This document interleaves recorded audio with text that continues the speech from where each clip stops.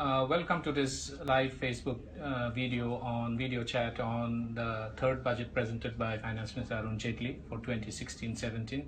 As it were, there was a lot of expectation riding high on this budget, coming as it does on the back of crippling industrial deceleration in China and a very wobbly world economic scenario.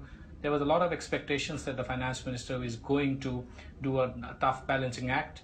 And there was also a political build-up to this budget because this government was at the receiving end of trying to be seen to be too close to the corporates at the cost of ignoring the farmers. There was this political barb that came about in Parliament about how this government was actually being called the Soot Boot Ki Sarkar to reflect its pro-corporate tilt at a time when farmers were being hit by two back-to-back droughts, other weather shocks, market shocks, and also mounting debt crisis. There have been instances of many farmers, 124 alone in Maharashtra by some estimates, have been driven to suicide because of a debt crisis. So there was also expectations from individuals that the finance minister is going to give them more money in their hands to spend, and which is going to lead to a cycle of spending and saving, prompt companies to invest more and turn the economy into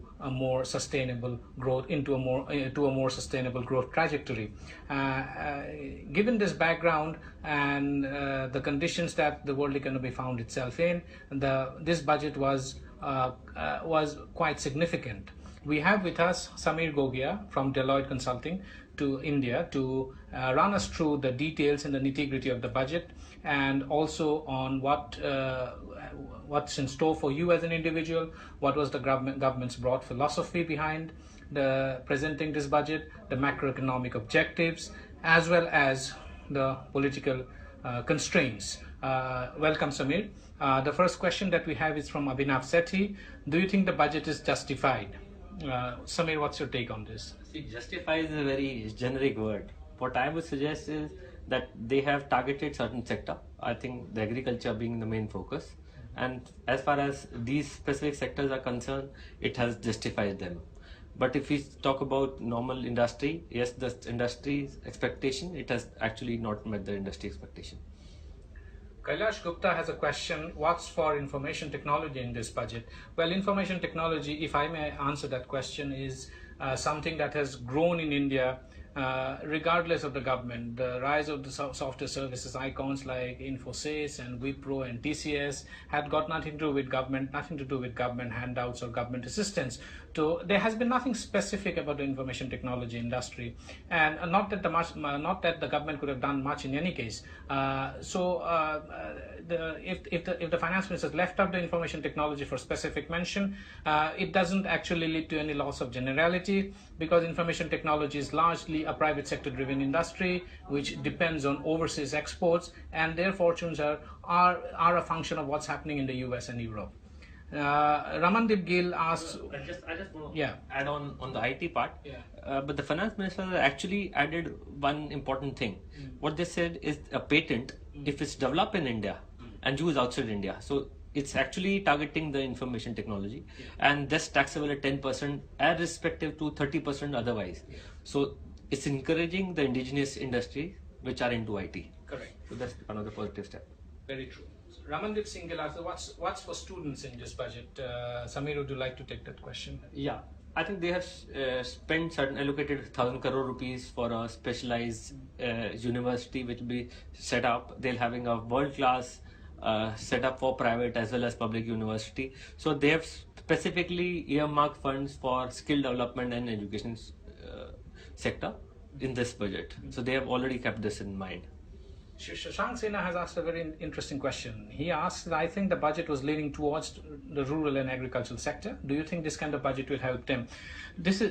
I'm glad you asked this question, because this is such a grand and profound question. As the Economic Survey had pointed out on Friday, and as is being widely discussed nowadays, manufacturing and services generally tend to dominate mainstream narrative. and that is where people talk less about the agriculture sector. Just to put things in perspective, about 49.5% of India's population is farm dependent. So meaning these households are living off farm income or of the agricultural sector directly. And but agriculture contributes only 14% of India's GDP, meaning there is this is reflective of high degree of unproductive underemployment in and disguised employment that is going on in India's agriculture. And we have been hit by 2 back-to-back droughts, so we do not have control over weather whims, weather hymns and weather fickleness. So if rains fail, for instance, we are left, our farmers are left to nothing, because most of our farmers are small and marginal. The average landholding size is of about 2.1 acres. This compares very poorly with the mature economies, and they are dependent entirely on weather. If there's a weather shock, if there are no rains, or if there are sudden unseasonal rains, the crop damages, and they are left with nothing. And since they are small, marginal, and most of them are tenant farmers in any case, they have to depend on exorbitant interest rate charged by private money lenders to see them through. Basically, they live from monsoon to monsoon. So it was about time that any government actually concentrated and focused budget and other policy initiatives entirely on the rural sector, which this government, which I should say this finance minister has really done. And it has done a great thing. The finance minister actually sought to give a new deal to rural India. Depends on how it plays out. If it's implemented well, probably this could be the beginning of a new change in India's development thinking. Mukesh Kumar is asking why they have not changed the tax slab. Samir. I think too many changes in the tax structure creates a confusion. This government have actually reiterated this fact that they want to keep this thing static and they want to have a definite tax regime. So in spite of playing around with the middle class, what they have done is they have increased the 80 LLA deduction from 2,000 to 5,000. They have effectively provided effective 50,000 disposable income effect to people paying less than 3 lakhs. So you have an exemption up to 3 lakhs for people having taxable income of less than 5 lakhs. So they have not played around with the slab rate, but have given the relief to people. Yeah. So Sumit Saxena has asked a question: by raising service tax, everything will become costlier. How can this be a balanced budget? Sumit, good question. Actually, he hasn't raised the service tax. What he has done, he has imposed a cess on all taxable services of 0.5%. So effectively, it raises the service tax from 14.5% currently to 15%. So it means India now follows a negative list system in which all those services which are in the negative list will not be taxed. So there are about 17 categories of services which will not be taxed. The rest of the services will be taxed. So effectively, it means that if you're going to a gym, if you're going to a beauty parlor, your DTH costs, your mobile bills, your hotel tariffs, your restaurant meal rates, everything will go up. That could pinch. And most households nowadays spend about 50% of their monthly spending on services. That's definitely going to pinch the pockets. Bhagat Singh is asking what's in the budget for minorities.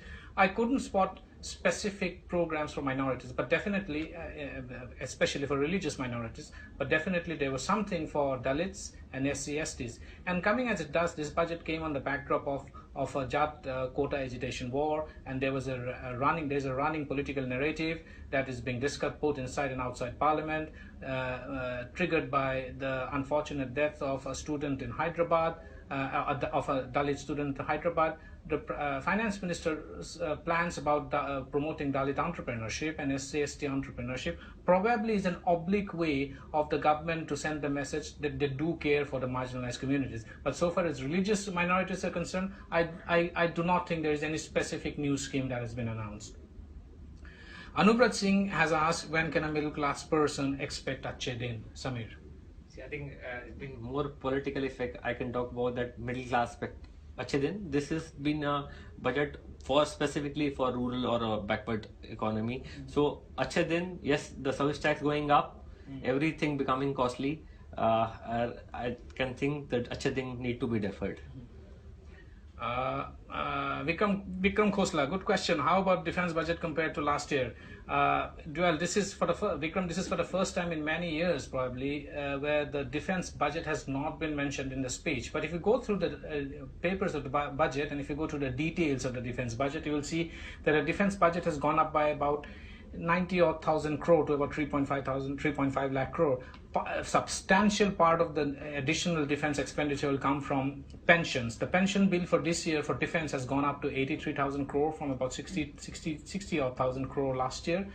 Effectively, this is because of the additional payouts that the government has to make because of the one rank, one pension system that kicks in from this year. This includes parts of areas and parts of new pension liabilities as well. But so far as new arms or capital expenditure is concerned, I don't think there has been any big jump in the defense budget.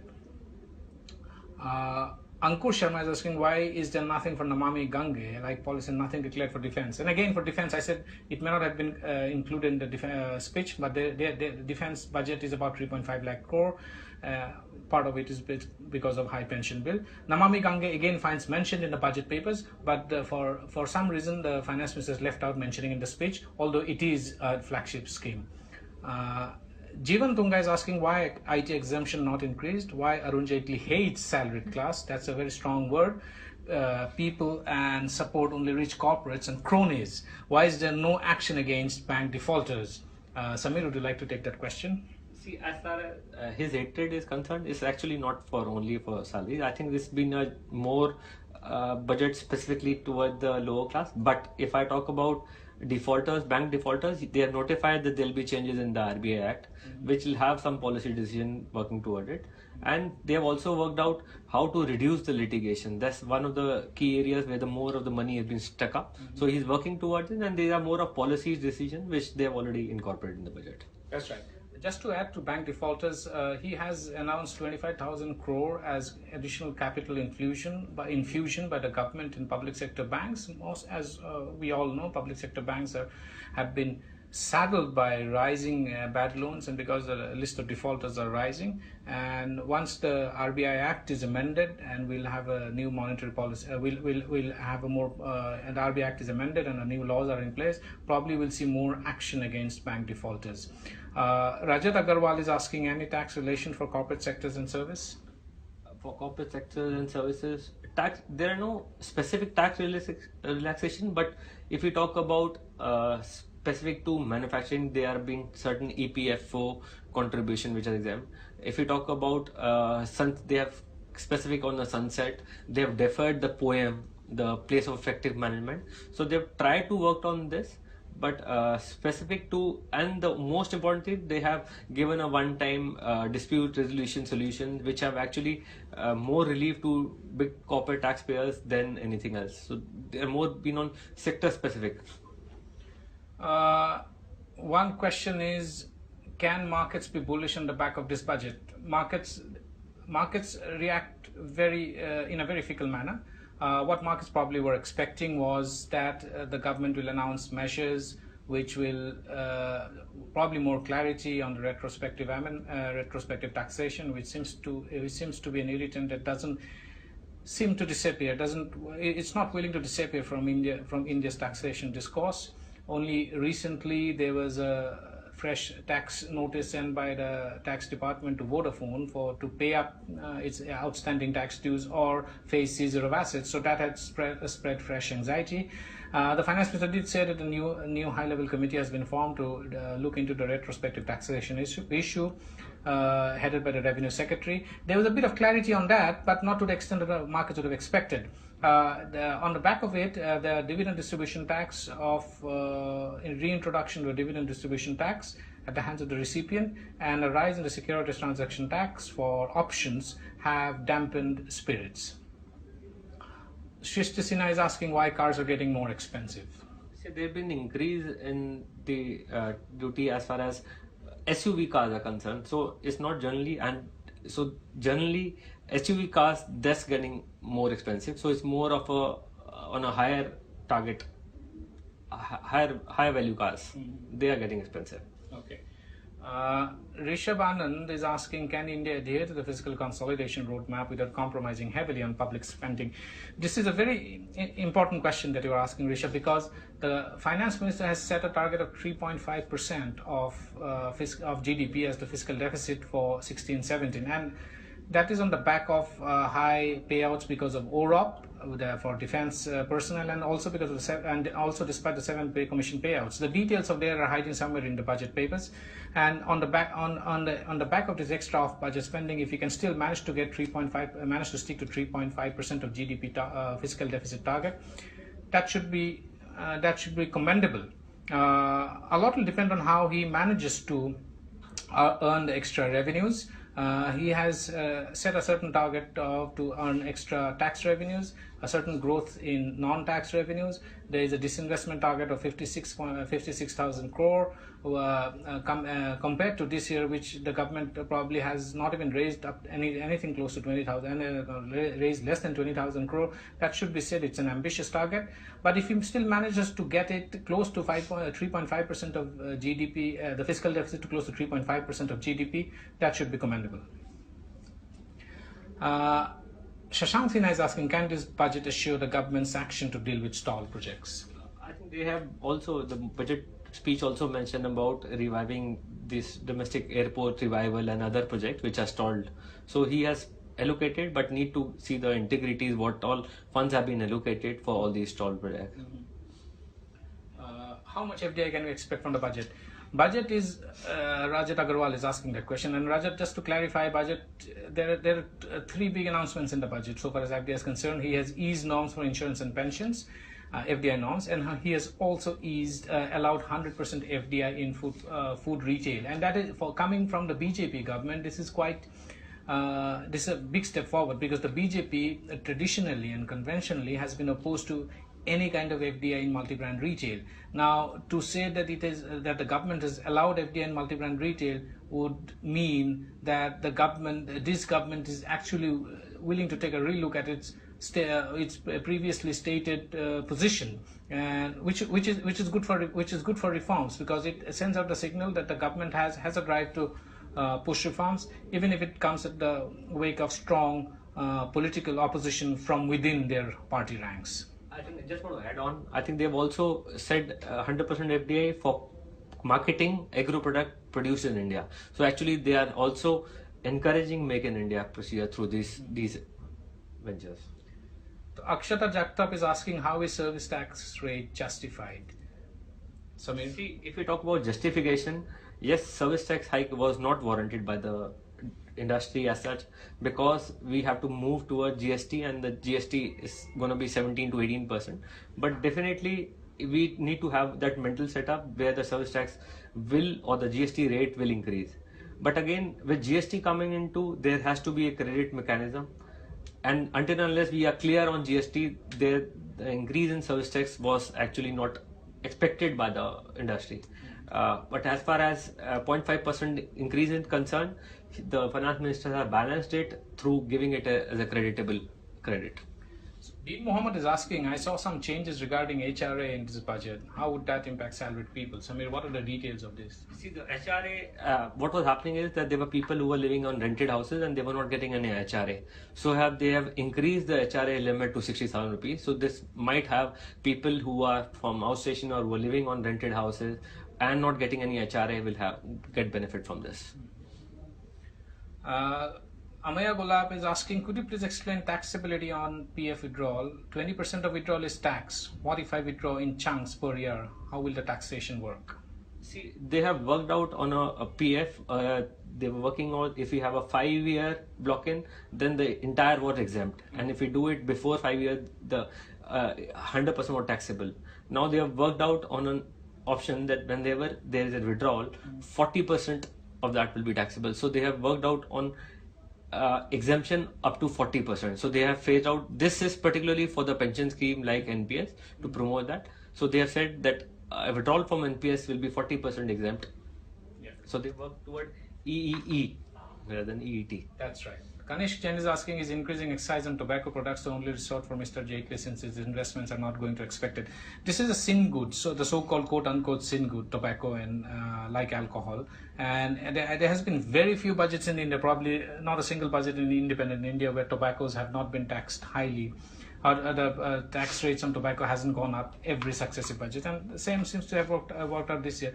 One of the reasons why tobacco is taxed because it's a health hazard, and the argument given is that to raise the taxes to such a level that it becomes cost prohibitive for people to buy, and once people stop buying, this will force them to kick the habit, and the general standards of health will go up in the country. Disinvestment again is a function of markets. I don't think the two, tobacco taxation and disinvestment, are related. There are other sources of revenue also which the government is expecting a lot of money to come in, like dividends from PSUs as well as selling of telecom spectrum.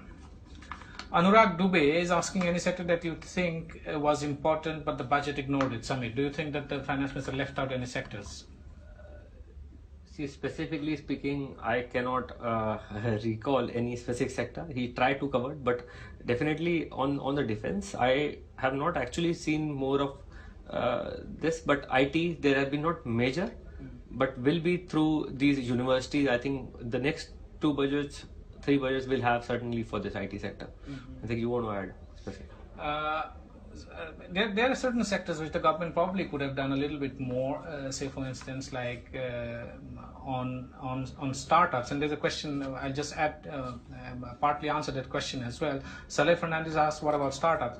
You know, on January 16, the Prime Minister and the Finance Minister announced a massive startup India policy in a glittering function here in Delhi, and lots of startup entrepreneurs came, and there were tax breaks being announced, and Finance Minister only reiterated some of those. Probably there was a case of widening those tax breaks, and he said that capital gains exemption will be given for 3 years of the 5 years of 3 years of the 5 years between 2016 to 2020. That said, I don't think there are any startups in India as of now who would have made profits to claim any capital gains exemption or tax breaks.